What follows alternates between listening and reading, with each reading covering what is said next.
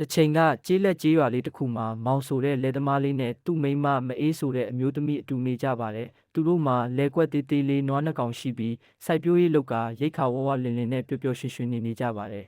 ။တနေ့တော့မောင်ဟာသူ့လယ်ကွက်ထဲမှာထွန်ရင်းနဲ့တခုခုကိုခက်တန်ပြင်းပြင်းကြားလိုက်ရတယ်။ဂွားဂွားကန်ဆိုတဲ့အတန်နဲ့အတူထွန်ဆက်ချွန်းဟာပြင်းလွှာကိုထိုးမိသွားတယ်။သူခက်နေနေတူးကြည့်တော့ရွှေရောင်တောက်နေတဲ့အိုးကြီးတစ်လုံးကိုတွေ့ရှိလိုက်ရတယ်။အိုးထဲမှာတော့ရွှေတင်းကားတွေရွှေခဲတွေနဲ့ပြည့်နေတယ်။မောင်ဟာအယမ်းဝမ်းသာသွားပြီးအိုးကိုအိမ်ကိုယူသွားတယ်။မအေးကလည်းအံ့အားသင့်သွားတယ်။သူတို့ဟာချမ်းသာသွားပြီလို့ထင်ခဲ့ကြတယ်။ဒါပေမဲ့ဒီကနေ့ကစပြီးမောင်နဲ့မအေးရဲ့ဘဝဟာပြောင်းလဲသွားတယ်။အရင်ကသူတို့ဟာမိုးလင်းရင်ထမင်းစားညနေရင်အိပ်ယာဝင်တဲ့ရိုးရှင်းတဲ့ဘဝကိုကျေနပ်နေကြတာ။အခုတော့ရွှေတွေကြောင့်စိတ်ထဲမှာဒီရွှေတွေနဲ့ဘာလုပ်ရမလဲတခြားသူတွေတည်သွားရင်ခိုးမှစိုးရင်ရတယ်။ဒီရွှေတွေထပ်ပိုရအောင်ဘယ်မှာထပ်တူးရမလဲဆိုတဲ့အတွေးတွေဝင်လာတယ်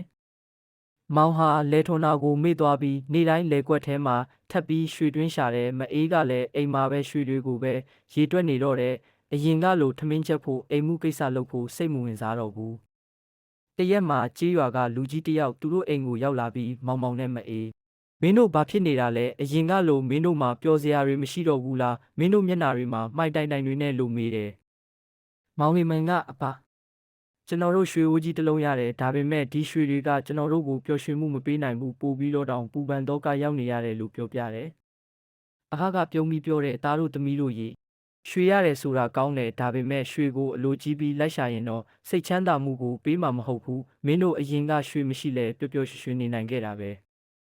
အခုရွှေရသွားပြီဆိုတော့မင်းတို့ရဲ့စိတ်ထဲမှာလိုချင်စိတ်တွေပိုများလာတယ်ဒါဟာအလိုကြီးရနီးပဲလိုချင်တဲ့စိတ်ကိုနည်းနည်းလေးထားပါရှီရင်ဆွဲအတိုင်းကျင်းနဲ့တက်ပါစေ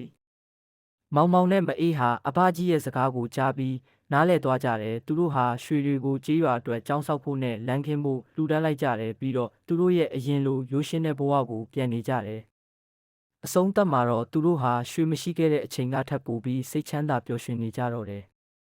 သင်ခန်းစာလေးကတော့အလိုကြီးရနီးဆိုတာလိုချင်တဲ့စိတ်ကိုလျှော့ထားတတ်ဖို့ရှီရင်ဆွဲနဲ့ကျေနပ်တတ်ဖို့ပဲဖြစ်ပါတယ်ဘဝမှာပစ္စည်းဥစ္စာတွေရှိုံနဲ့ပျော်ရွှင်မှုမရနိုင်ပါဘူးကျေနပ်မှုဆိုတဲ့စိတ်ကိုမွေးမြူတတ်ဖို့သာအရေးကြီးပါတယ်